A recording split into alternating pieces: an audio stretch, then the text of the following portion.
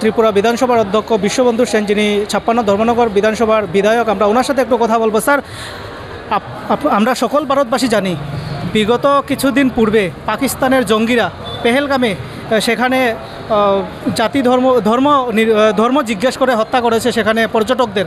কি বলবেন সেই ব্যাপারে? এবং আজকে আমরা দেখতে পাচ্ছি ভারতীয় সেনাবাহিনীরা যেভাবে যোগ্য জবাব দিয়েছে পাকিস্তানকে, তার জন্য তিরঙ্গা র্যালি হচ্ছে ধর্মনগরে। কি বলবেন সেই ব্যাপারে?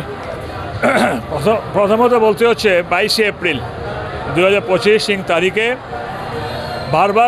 বারবার বলছি, পাকিস্তান মদতপুষ্ট উগ্রপন্থী, পাকিস্তান স্পন্সর্ড টেরোরিস্ট আমাদের নিরীহ পর্যটকদেরকে পহেলগাঁতে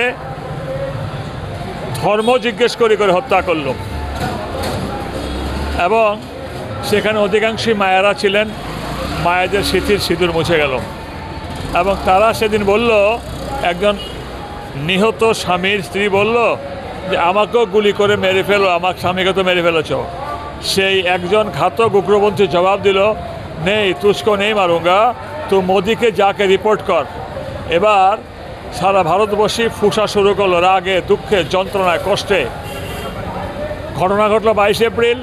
7ই মে যাকে বলতে বলেছিল মোদিকে যাকে বল, সেই মোদিজির নেতৃত্বে ভারতবর্ষ তীব্র আক্রমণ করলো 7ই মে। পাকিস্তান কেঁপে উঠল।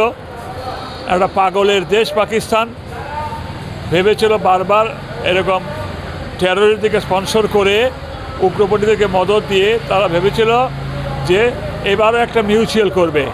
এবার ভারতবাসী নরেন্দ্র মোদীজির নেতৃত্বে, অমিত শাহজির নেতৃত্বে, আমাদের ডিফেন্স মিনিস্টার রাজনাথ সিংজির নেতৃত্বে কড়া প্রত্যুত্তর দিল। 3 দিনে পাকিস্তানের অর্থনীতি, তাদের সামরিক নীতি, তাদের সমস্ত নীতি ধূলিসাৎ। তারা ছেড়ে দেমা কেঁদেবাছি বলে আমেরিকার কাছে লুটিয়ে পড়ে ইন্ডিয়ার কাছে ফোন করলো। ইন্ডিয়ার একজন ডিফেন্স একজন উচ্চপদস্থ আধিকারিককে বলে, আমরা যুদ্ধবিরতি চাই, আমরা সিজফায়ার চাই। পাকিস্তানের এই কাতর ভিক্ষা ভারতবর্ষ সাড়া দিয়ে বলল যুদ্ধবিরতি। এবং সবচেয়ে বড় কথা, পাকিস্তান হচ্ছে বর্বর দেশ, পাকিস্তান হচ্ছে একটা হিংসার দেশ, যেখানে হিংসা শেখানো হয়। এই যুদ্ধের মধ্যে সবচেয়ে বড় যেটা শিক্ষণীয় জিনিস, যেটা আমাদের ভারতবর্ষের সৈন্যবাহিনী সবচেয়ে যেটা বেশি শিক্ষণীয়, সেটা দেখালো কি? সেটা দেখালো যে কোনো নিরীহ পাকিস্তানের নাগরিককে হত্যা করা হয়নি, কোনো হাসপাতালে বোমা বর্ষণ হয়নি, কোনো স্কুলে বোমা বর্ষণ হয়নি। বোমা বর্ষণটা হয়েছে কোথায়? উগ্রপন্থীদের ঘাঁটিতে। ভারত কোথায় বোমা বর্ষণ করেছে? পাকিস্তানের এয়ারপোর্টে। ভারত কোথায় বোমা বর্ষণ করেছে? পাকিস্তানের যেখানে অস্ত্র ভাণ্ডার সজ্জিত ছিল সেখানে। ভারত একটা মানবিকতার দেশ, মহানুভবতার দেশ। তাই নরেন্দ্র মোদীজির নেতৃত্বে পাকিস্তানকে যে শিক্ষাটা দিয়েছে, একটা হচ্ছে যুদ্ধের শিক্ষা, একটা নৈতিক শিক্ষা। ভাই পাকিস্তান, দেখ তোদের হাসপাতাল আমরা আক্রমণ করিনি, তোদের কোনো ধর্মস্থান, ম্যাক্সিমাম তো সেখানে মসজিদ, কোনো মসজিদে আক্রমণ হয়নি, কোনো থানায় আক্রমণ হয়নি, কোনো সিভিল লাইনে আক্রমণ হয়নি। আক্রমণটা কোথায় করেছে? ভারতবর্ষ, পাকিস্তান আক্রমণ করেছে, আমাদের মন্দিরে করেছে, পাকিস্তান কোথাও 2-1টা মসজিদে করেছে, আমাদের স্কুলে আক্রমণ করেছে, সাধারণ মানুষের বাড়িতে আক্রমণ করেছে। আর ভারত যেখানে পাকিস্তানের অস্ত্রশস্ত্র সজ্জিত, সেই জায়গায় যেখানে পাকিস্তানের এয়ারপোর্ট, সেই সকল জায়গাতে ভারত আক্রমণ করে বুঝিয়ে দিয়েছে আমরা সত্যি মহানুভবতার দেশ। সেই যুদ্ধের জয়ের আনন্দে, উচ্ছ্বাসে সারা ভারতবর্ষে মানুষ তেরঙ্গা যাত্রা করছে, ওপেন। আবাল বৃদ্ধ বনিতা, এটা কোনো একটা আমাদের রাজনৈতিক দলের আজকে এটা মিছিল না, আবাল বৃদ্ধ বনিতার আনন্দের উচ্ছ্বাস তারই ভারতবর্ষে শুরু হয়ে গেছে অনেক জায়গায়। তারই রেশ ধরে আজ আমাদের উত্তর ত্রিপুরার জেলার নেতৃত্বে আমরা এখানে র্যালি করলাম। সারা ধর্মনগর পরিক্রমা করে হাজার মানুষ উৎসাহের সঙ্গে, আতিশয্য নিয়ে, উৎসাহ নিয়ে আজকে র্যালি করলাম। এই কাঠফাটা রোদেও কিন্তু হাজার মানুষ।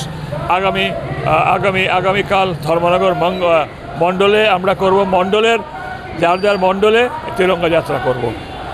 আমরা ভারতীয়, আমরা ভারতবাসী, আমরা গর্ববোধ করি। আমাদের জন্ম ভারতবর্ষে হয়েছে। ভারতবর্ষকে আমরা যেমন নজরে দেখি, ম্যাপ দেখি, আমাদের গঙ্গা, সিন্ধু, নর্মদা, কাবেরী আমরা যেমন দেখি, হিমালয় তেমনি আমরা দেখি। আর ভারতবর্ষটাকেও কিন্তু আমরা আমাদের বুকের মধ্যে গেঁথে নিয়েছি। স্যার, যুদ্ধ বিরতির পর সিজফায়ার লঙ্ঘন করেছে পাকিস্তান, দুবার করেছে, যেখানে প্রধানমন্ত্রী 2 ঘন্টা হয়নি, 2 ঘন্টার পরবর্তী সময়েই রাত 8টার সময় সিজফায়ার লঙ্ঘন করেছে পাকিস্তান। কী বলবেন?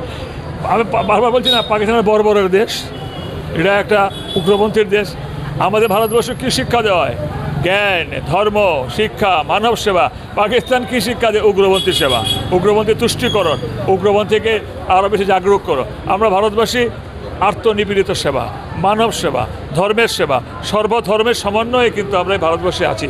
পাকিস্তান সিঙ্গেল পয়েন্ট, উগ্রপন্থী মানে টেরোরিজম অ্যান্ড টেরোরিজম। তাই এরা 2 ঘন্টা কি, এরা 2 মিনিটও করতে পারে। পাকিস্তানকে বিশ্বাস করি না।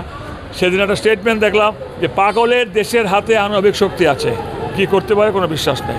কিন্তু আজকে পাকিস্তান বুঝেছে অর্থনৈতিকভাবে শেষ, পরিবেশগতভাবে শেষ, সামরিকগতভাবে শেষ, সব দিক দিয়ে Pakistan is going to finish. তারা তো সামাজিক মাধ্যমে, আমরা ফেসবুকের মাধ্যমে দেখতে পারি, তারা বলছে আমরা ইন্ডিয়ার এই উড়িয়ে দিয়েছি, সেই উড়িয়ে দিয়েছি। কি বলবেন? তারা সোশ্যাল মিডিয়াতেই শুধু এগুলো প্রচার করছে। আদমপুর এয়ারপোর্টে নাকি উড়িয়ে দিয়েছে, পাঞ্জাবে আদমপুর এয়ারপোর্ট। সে আদমপুর এয়ারপোর্টে 3 দিন পরে গিয়ে আমাদের মোদির সাহেব মিটিং করে এলেন, ঠিক না? আরও অন্যান্য এয়ারবেসে, ভারতের এয়ারবেসে গিয়ে মোদির সাহেব মিটিং করছেন, আমাদের রাজনাথ সিংজি মিটিং করছেন। এটা কোনো প্রশ্নই ওঠে না। পাকিস্তান হচ্ছে মিথ্যাবাদীর দেশ, বললাম না, এটা টেররিস্ট স্পন্সর্ড কান্ট্রি হচ্ছে গিয়ে পাকিস্তান। ভারতবর্ষ আমরা অনেক বেশি শক্তিশালী পাকিস্তান থেকে, সব দিক দিয়ে। পাকিস্তানের পাশে দাঁড়িয়েছে কে? তুরস্ক। 2023 সালে যখন তুরস্কে ভয়াবহ ভূমিকম্প হয়, ইন্ডিয়া থেকে তুরস্কে মেডিকেল টিম গেছে, তুরস্কে খাওয়া, খাদ্য, ওষুধপত্র সব গেছে, এবং সেখানে ভারতবর্ষ মোদিজির নেতৃত্বে এই তুরস্কে 2023 সালে ভূমিকম্পের পরে সেখানে টেম্পোরারি হাসপাতাল খুলে দিয়েছে বড় বড় অপারেশন করার জন্য।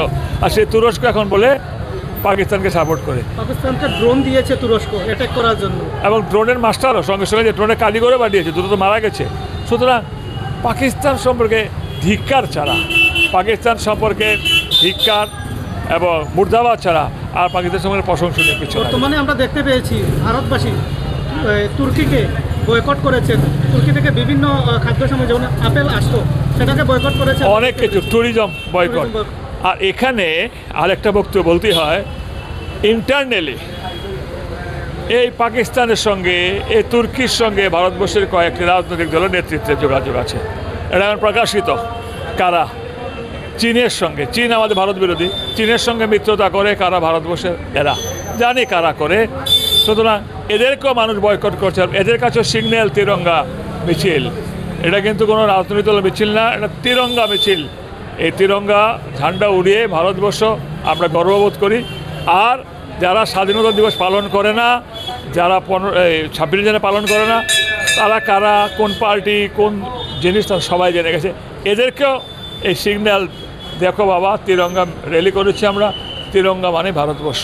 আর এরা চীনের সমর্থক, পাকিস্তানের সমর্থক যারা আছে, আমাদের এখানে আছে, ভারতবর্ষ 2-3টা জায়গায় আছে, এরাও ধিকৃত। যুদ্ধ বিরতির পরে আমরা দেখতে পেয়েছি ওয়েস্ট বেঙ্গলে যারা কমিউনিস্ট রয়েছে তারা ভারত বিরোধী বলছে, এখানে পাকিস্তানের নিরীহ মানুষদেরকে হত্যা করা হচ্ছে, পাকিস্তান নাকি নিরীহ। কি বলবেন তাদের উদ্দেশ্যে? তাহলে ভাই তুমি নামটা বলেই দিলে, মানে আমাকে যে বলাবে। ভারতবর্ষে স্বাধীনতার সময় কমিউনিস্ট পার্টি বিরোধিতা করেছে, স্বাধীনতার পরে কমিউনিস্ট পার্টি বলেছে ইয়ে আজাদি ঝোটা হে, রবীন্দ্রনাথকে কমিউনিস্ট বলেছে বুর্জুয়া কবি, বিবেকানন্দকে বলেছে অল্প বয়সের পাগল সাধু, এরকম নেতাজিকে বলেছে তাজর কুকুর। কমিউনিস্ট পার্টি সম্পর্কে যত কম বলা যায় ততই ভালো। আমাদের এখানে ছদ্মবেশী পাকিস্তান প্রেমীরা এখানে বসে আছে, কমিউনিস্টরা, আর সঙ্গে সঙ্গে দোহার দিচ্ছে কে, এটাও সবাই জানে, কংগ্রেসিরা। তাহলে কি মনে করছেন গোড়ার শত্রু বিভীষণ? পাকিস্তানের বিভীষণ, কমিউনিস্টের বিভীষণ কি? ডাইরেক্ট শত্রু, ডাইরেক্ট শত্রু। এরা চীন প্রেমী।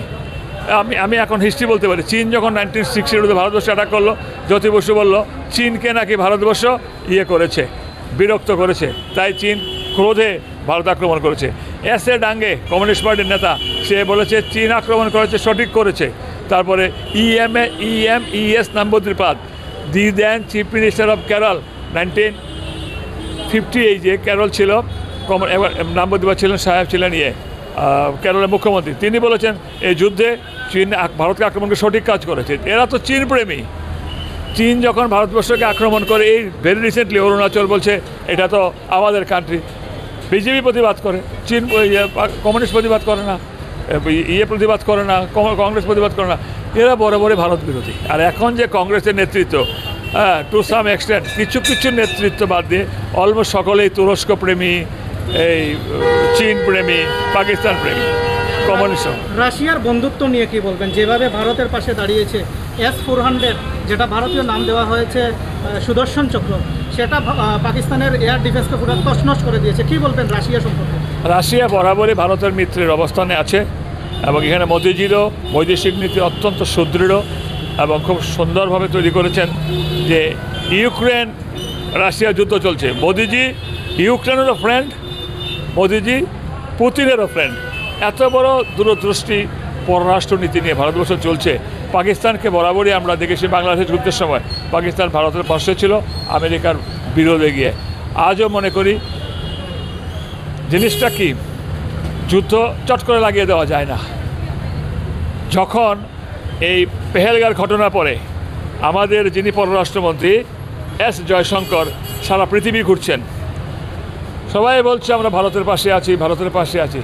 When Russian declared we are real friend of India, ভারতবর্ষের যে কোনো পদক্ষেপ পাকিস্তানের বিরুদ্ধে আমরা সমর্থন করি, এটা বলেছে সম্ভবত 2-3-4 মের মধ্যে। তারপরে কিন্তু অ্যাকশন স্টার্ট। সুতরাং রাশিয়ায় যাওয়ার তো রাশিয়া মে বি কমিউনিস্ট, এটা ত্রিপুরার সিপিএম এখন কমিউনিস্ট না, এটা ওয়েস্ট বেঙ্গলের সিপিএম না, এটি কেরলের সিপিএম না, সেখানে আদর্শবাদ অন্য জিনিস। সুতরাং রাশিয়া যেদিন বলেছে we are real friend of India, if India take any action will direct support, সেদিনই ভারতবর্ষ বুঝে গেল যে এইবার সত্যি সত্যি ইমানদার আমাদের পাশে আছে। আর অন্যান্য দেশগুলো আমরা আছি, আমরা সাহায্য করবো, ঠিক আছে। রাশিয়ার সম্পর্কে ভালো। ধন্যবাদ স্যার। ধন্যবাদ।